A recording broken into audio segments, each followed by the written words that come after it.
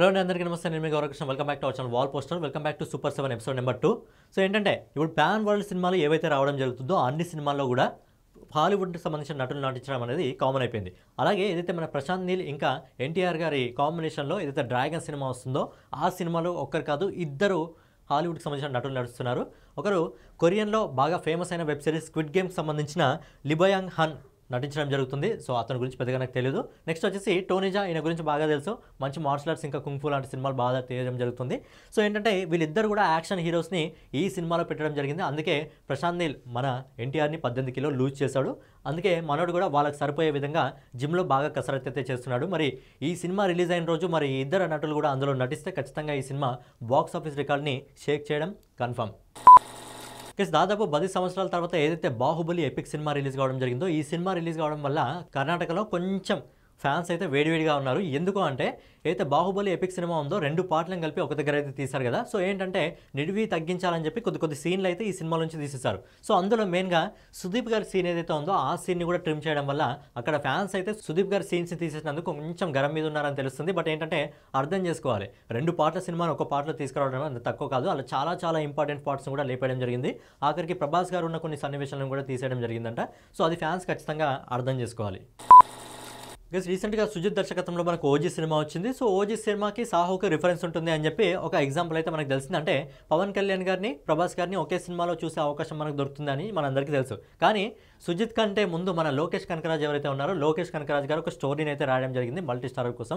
బేసిక్గా దాన్ని కమల్ హాసన్ గారితో రజనీకాంత్ గారితో తీయాలనుకున్నారంట. కానీ ఇప్పుడు ఆ సినిమాని ప్రభాస్ గారితో ఇంకా పవన్ కళ్యాణ్ గారితో తీయాలని చూస్తున్నారట.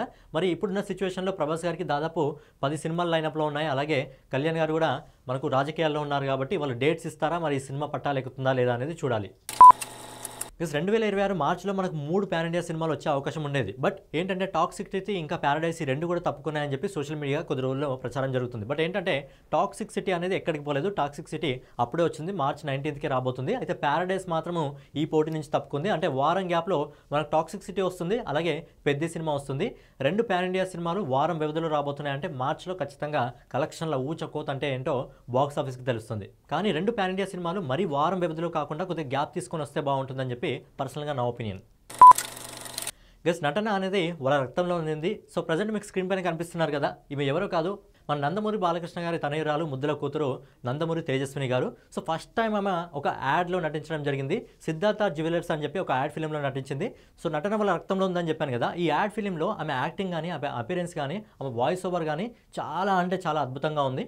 సో ఏంటంటే మొదటి యాడ్తోనే అందరి చూపులు తన వైపు తిరిగేలా చూసుకుంది తేజస్విని గారు.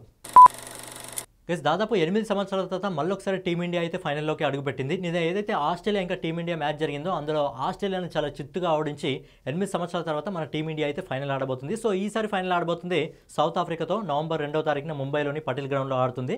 మరి ఈ 2 టీంలకు కూడా ఇప్పటివరకు ఒక్కసారి కూడా వరల్డ్ కప్ ట్రోఫీ లేదు, అటు సౌత్ ఆఫ్రికాకి కానీ ఇటు ఇండియాకి కానీ. మరి 2 టీముల్లో ఏ టీం గెలిచినా ఖచ్చితంగా ఒక చరిత్ర రాస్తుంది. కానీ మనం ఏంటంటే మన టీం గెలవాలి కాబట్టి మన ఇండియా గెలవాలని చెప్పి కోరుకుందాం.